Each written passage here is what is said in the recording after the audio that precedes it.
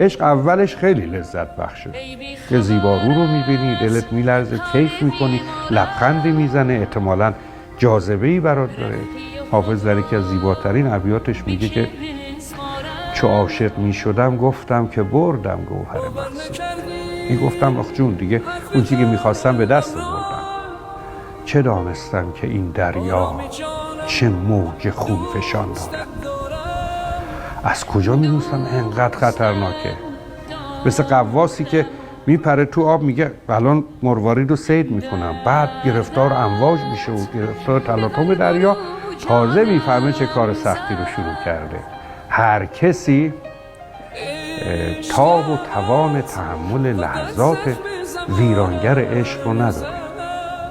یه کجاست شیردلی که از بلا نپرهیزد. ای بی خبر از حال بیمارم